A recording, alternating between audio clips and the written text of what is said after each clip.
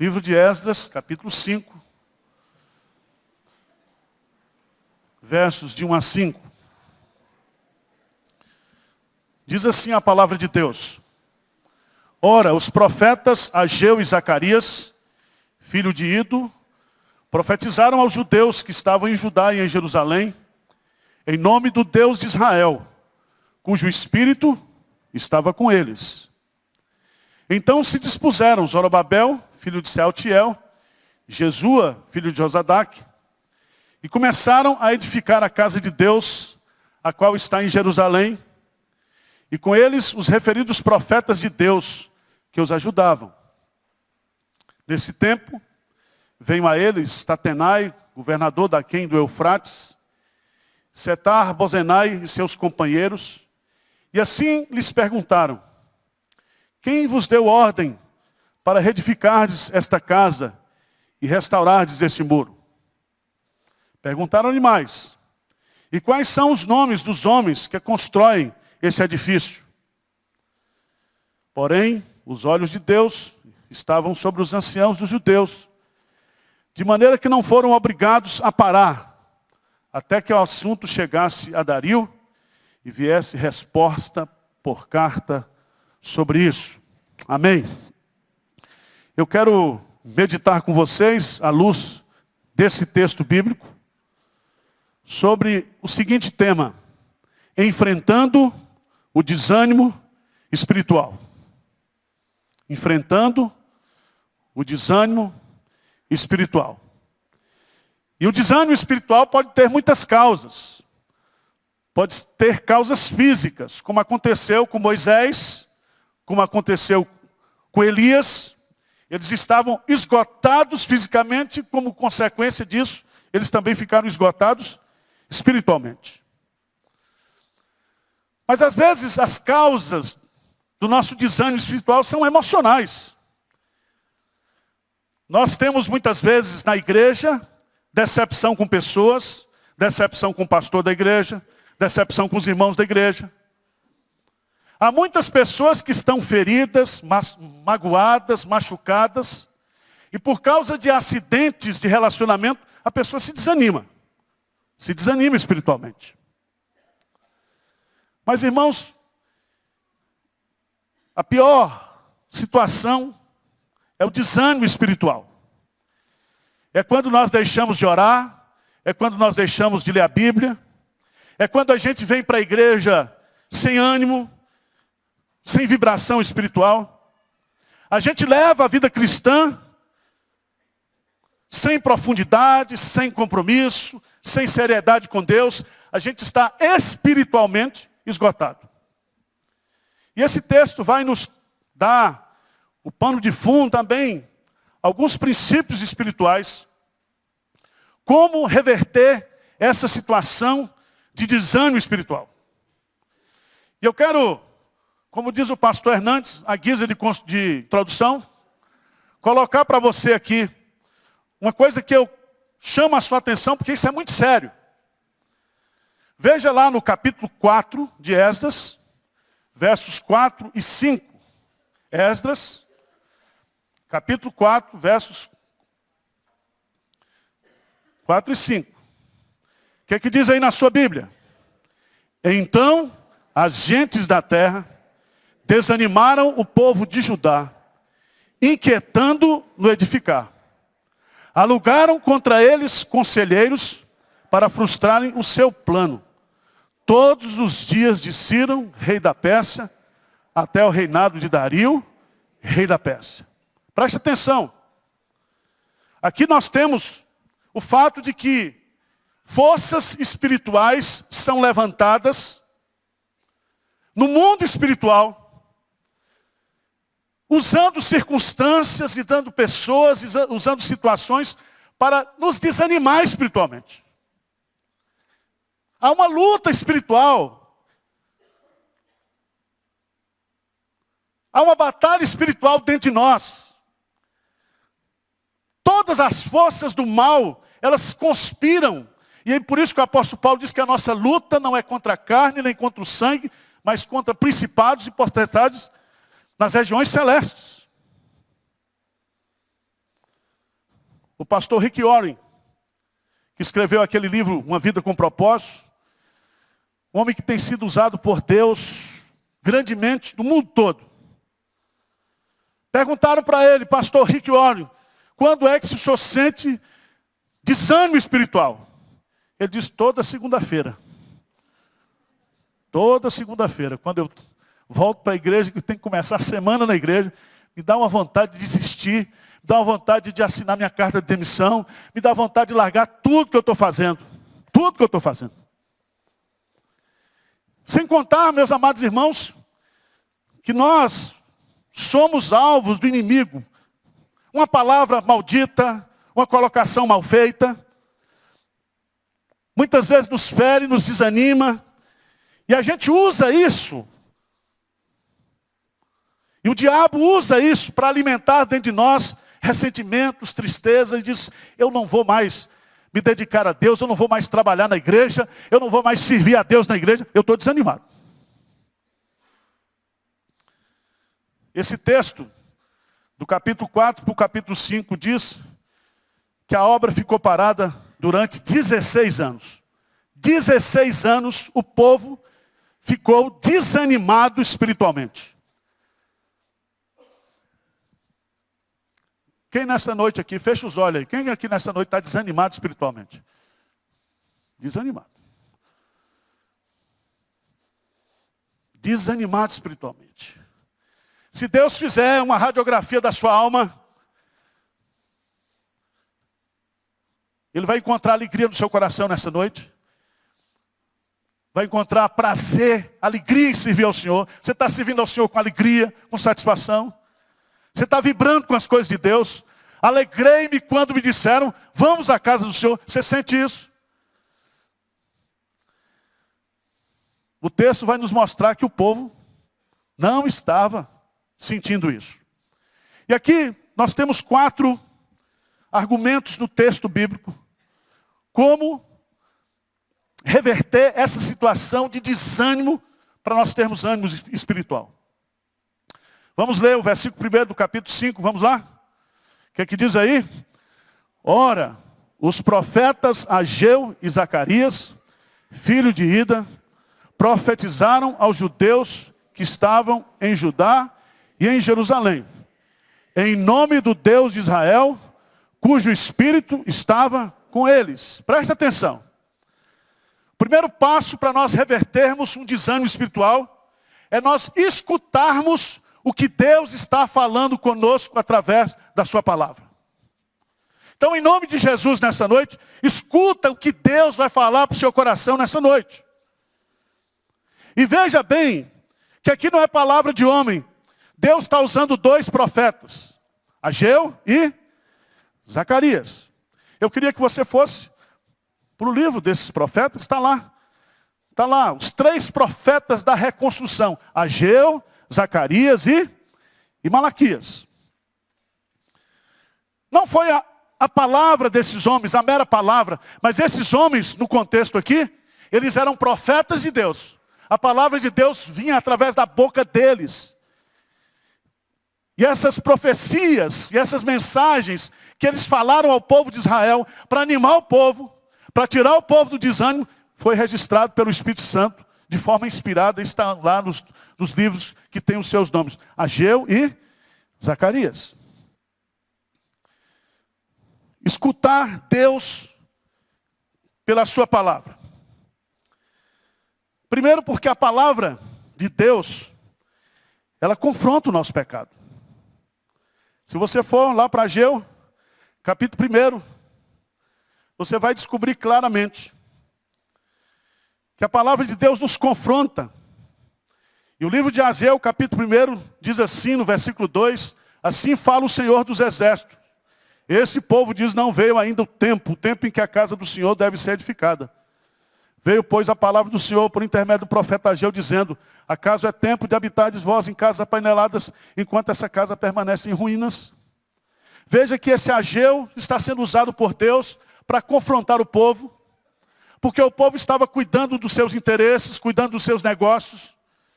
O povo estava desanimado.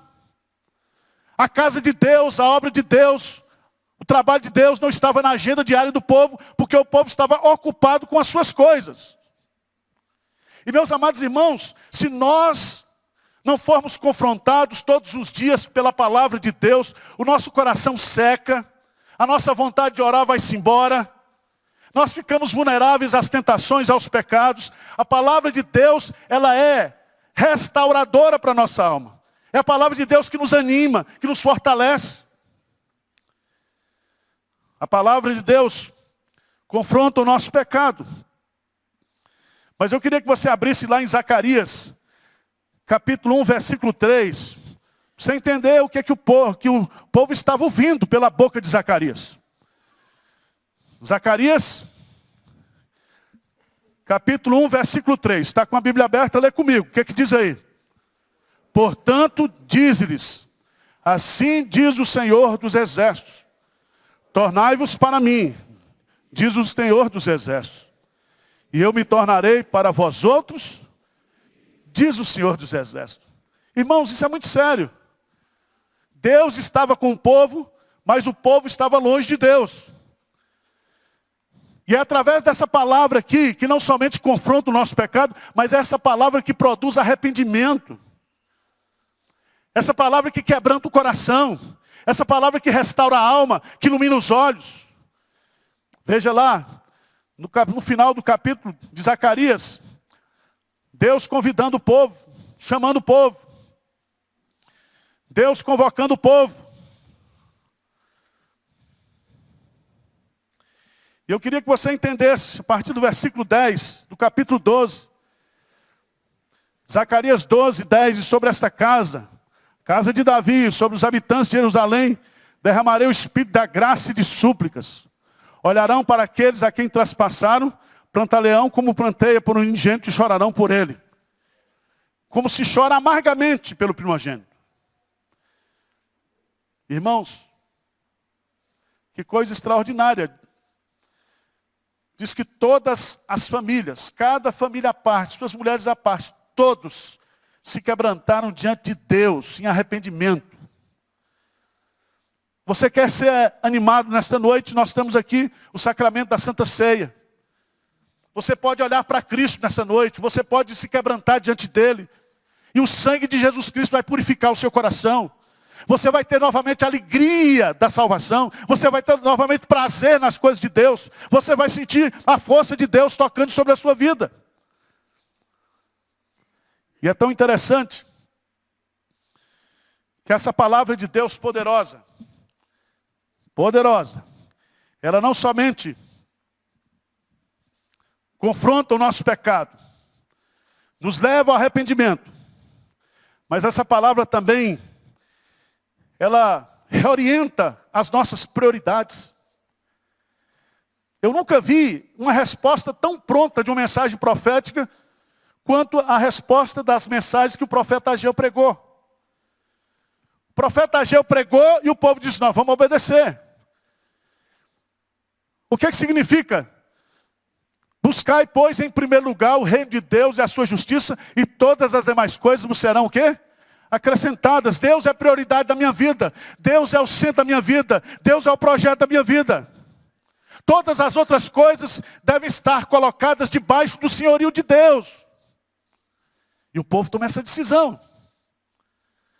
A palavra de Deus,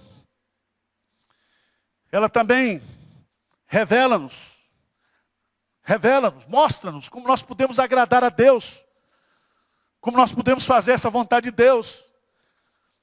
Irmãos, eu fico impressionado com a quantidade de crentes que fica discutindo coisas difíceis das Escrituras, coisas complicadas das Escrituras. O próprio apóstolo Pedro, inspirado pelo Espírito Santo, coloca lá na sua carta que nos escritos de Paulo há pontos difíceis de entender. O próprio apóstolo Pedro coloca isso em Escritura Sagrada.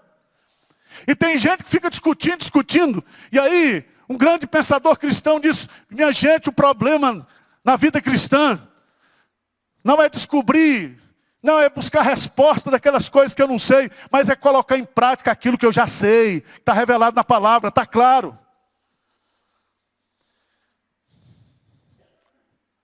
Segundo Timóteo, capítulo 3, versículo 16, diz que a palavra de Deus, ela é útil. Ela é útil. Preste atenção. A profecia de Deus, a palavra de Deus é útil. Abre a sua mente, abre o coração. Não existe nada mais útil para você viver espiritualmente, para você se reanimar espiritualmente, do que a palavra. Ela admoesta, ela ensina, ela corrige, ela confronta, ela consola, ela encoraja. É a palavra de Deus que nos levanta, que nos restaura, que nos anima. E é tão bonito nesse texto, porque as exortações de Ageu e Zacarias caem sobre aquele povo como palavra de Deus profética, revelação de Deus inerrante. E essa palavra vai produzir um quebrantamento, uma mudança de vida e uma mudança de atitude no povo de Israel. Mas vamos lá para Esdras capítulo 5.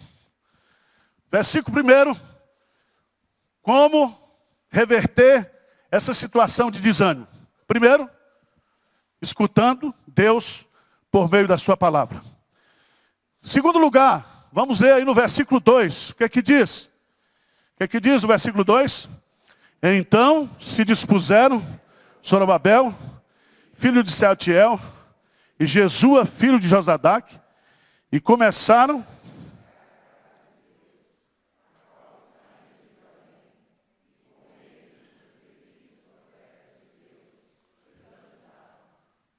preste atenção. Todo crente desanimado, todo crente que está com crise de desânimo espiritual, não está envolvido na obra de Deus.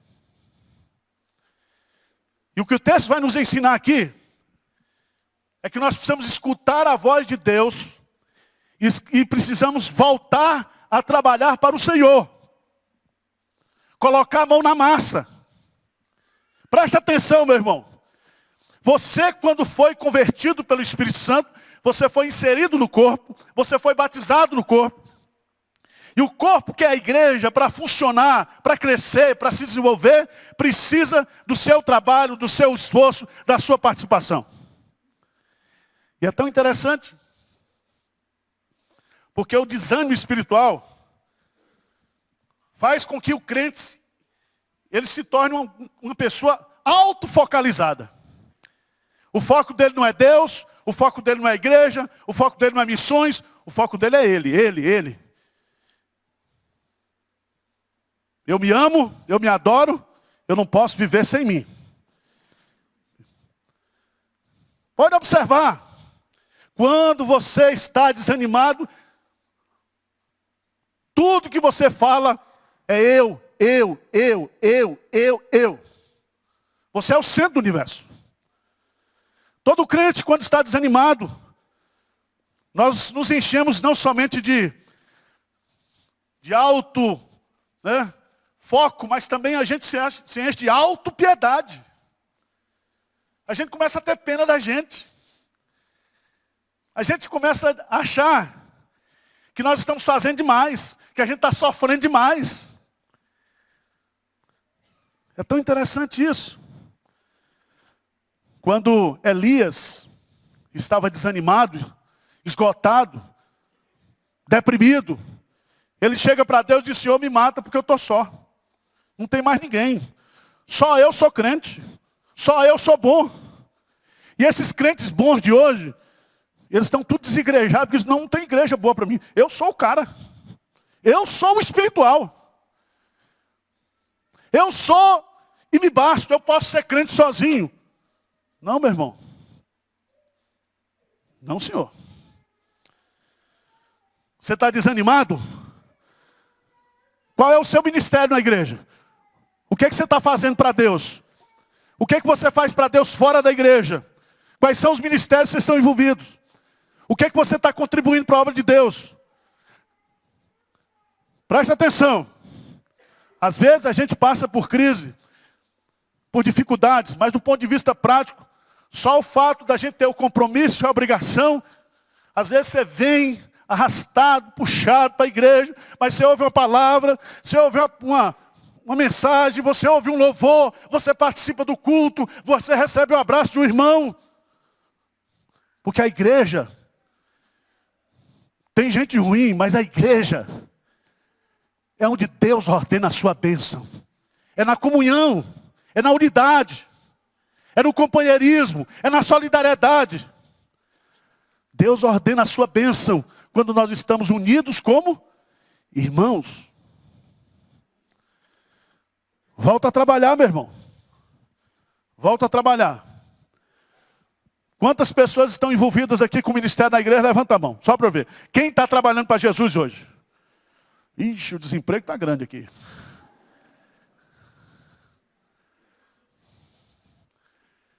Se você não trabalha para Deus, você não está envolvido na igreja, você vai para a balada, você vai fazer programas, outros, mas se você tem compromisso com Deus, você vem, você luta, você é abençoado, você tem experiência com Deus, Deus usa você.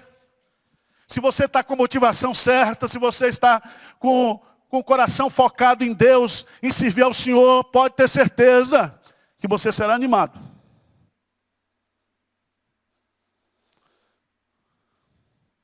Terceiro lugar, versículo 3. Primeiro lugar, quer sair do desânimo? Escuta Deus através da Bíblia. Quer sair do desânimo? Volta a trabalhar para o Senhor, meu irmão. Deixa de ser crente de história. Ah, eu já trabalhei muito nessa igreja. Ah, eu já fiz isso. E tem gente que tira os retratos e guarda para mostrar. Olha, eu já fiz isso. Eu já fiz isso. Irmãos, a obra de Deus não para. Deus disse para Josué, Josué, vamos lá, anima. Assim como eu fui com Moisés, eu serei o quê? Contigo, vamos para frente. A obra não parou. A obra não terminou. O seu compromisso com a obra de Deus só termina quando você morrer. Terceiro lugar, versículo 3. Vamos ler juntos aí. O que diz?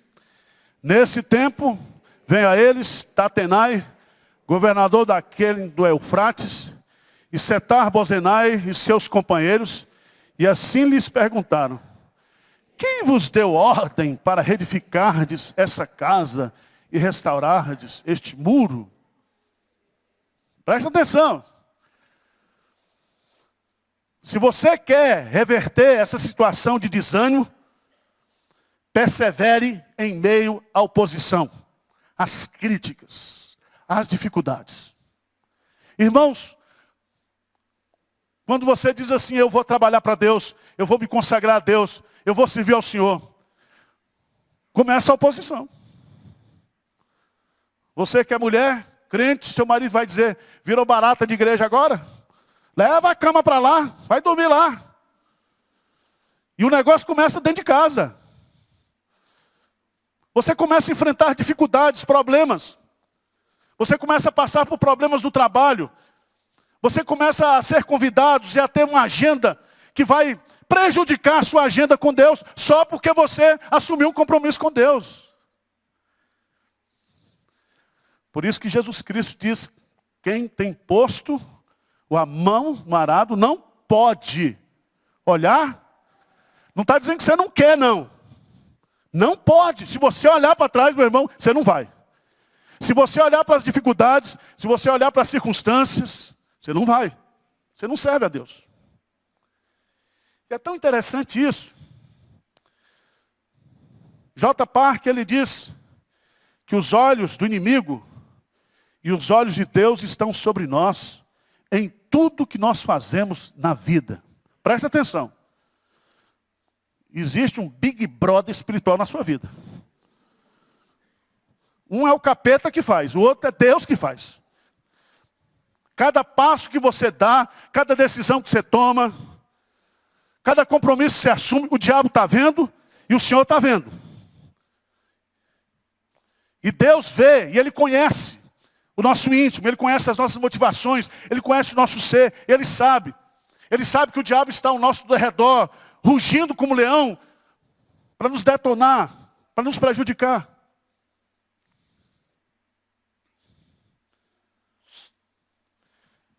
Eu queria que você voltasse lá para o capítulo 4.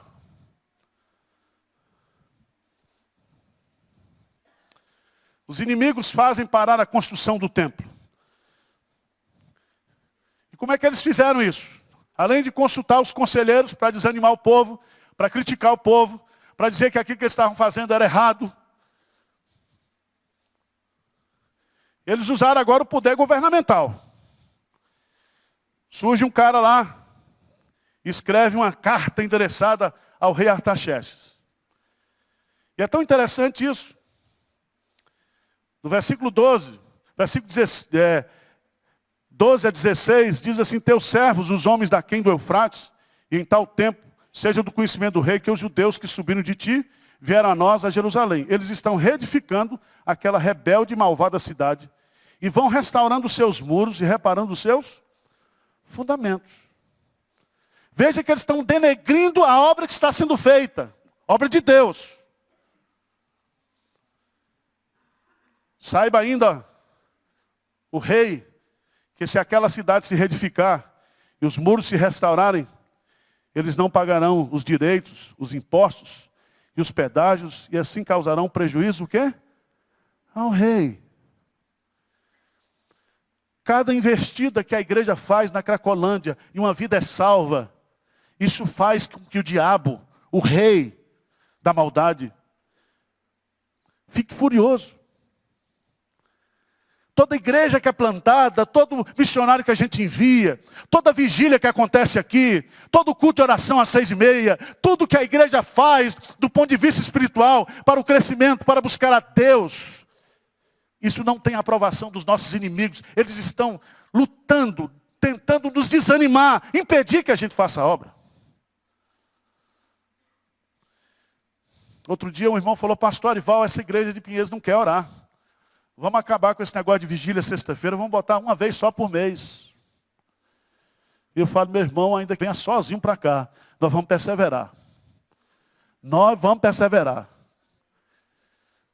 Vocês não sabem os momentos que a gente tem tido aqui em oração, nos cultos, nas vigílias, Deus falando conosco, Deus abençoando, a gente intercedendo por você, pela sua família, pela liderança da igreja, pelos doentes da igreja, e eu tenho certeza que Deus está escutando a nossa oração. E que nós vamos ser desanimados, nós vamos ser criticados. Tudo que a gente for fazer para Deus, para melhorar a igreja, nós seremos criticados. Outro dia tinha um irmão criticando o Conexão com Deus. E ele falava. E eu perguntei para ele: meu irmão, você vem para o Conexão? Ele disse: não. Então está repreendido em nome de Jesus. Porque quem vem não está reclamando. Quem vem não está reclamando. Segunda-feira isso aqui enche de gente que tem sido abençoado. Mais de 2.000 pontos na internet, o fim da pregação, as exposições do pastor Hernandes, muita gente sendo abençoada, salva, transformada, irmãos. Agora Deus faz seus milagres também, porque Deus, nessa crise toda, Deus tem abençoado essa igreja, tem sustentado essa igreja, tem feito com que a obra missionária cresça. E nós estamos construindo essa obra, aí esse prédio, já há 2 meses. Já pagamos 7, 8 prestações de R$58 mil por mês. E nós não colocamos a mão num tostão daquele dinheiro que foi vendido o local lá do templo antigo. Porque Deus é fiel. Deus é fiel. E eu quero dizer para você que se você quer se animar, você precisa trabalhar, você precisa ser impactado pela palavra de Deus, e você precisa entender que a obra de Deus se faz em meio a muita oposição. Muita oposição, muita luta. Mas eu quero terminar chamando a sua atenção para o último versículo, que está aí, o versículo 5.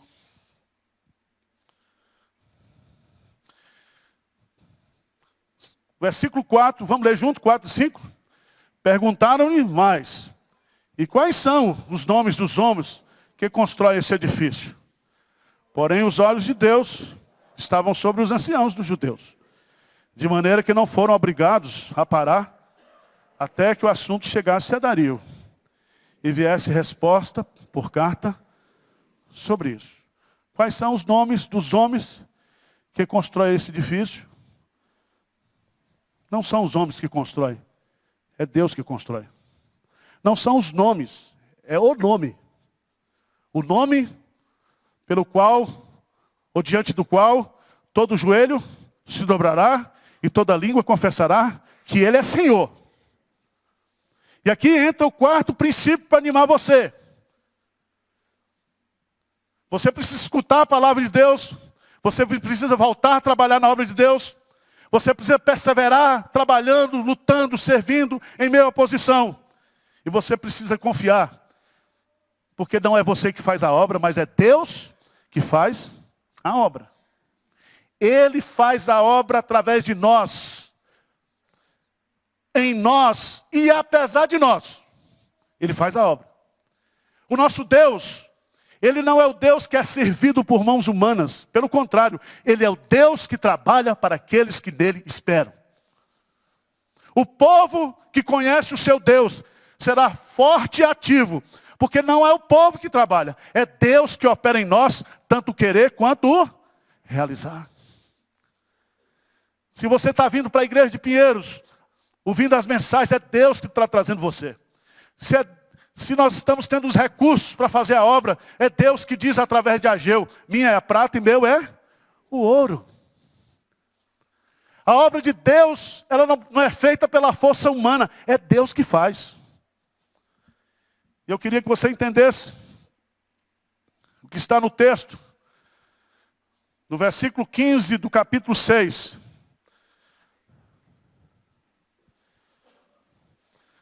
Acabou-se esta casa no dia 3º do mês de Adar, no 6º ano do reinado do rei Dario. Preste atenção, aquela obra que Deus começou, Ele concretiza, Ele faz a obra. Agora vamos um pouquinho adiante para Neemias capítulo 6. Neemias capítulo 6. E eu estou encerrando.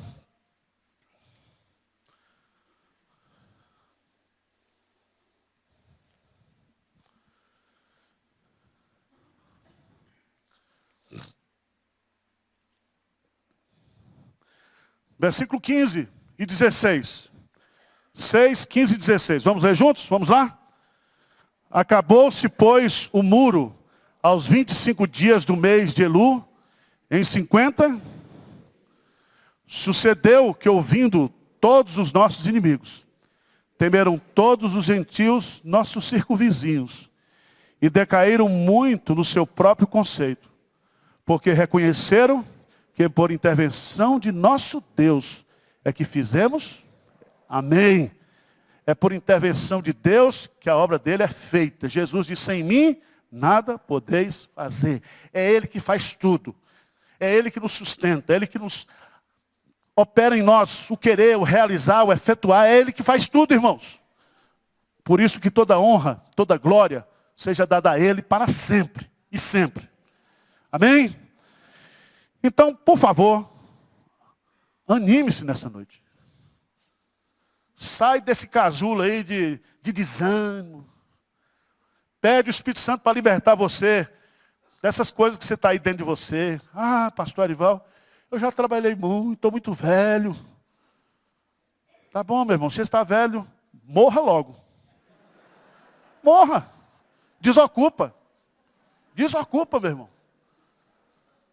Porque se os nossos dias estão contados, e o Salmo 71 diz, eu quero que o Senhor seja, na minha velhice, o Deus da minha mocidade, até que eu anuncie à presente geração o teu poder e a tua glória. Preste atenção, não é você que morre, é Deus que vem lhe buscar. Então, não existe aposentadoria na igreja. Não existe. Não existe.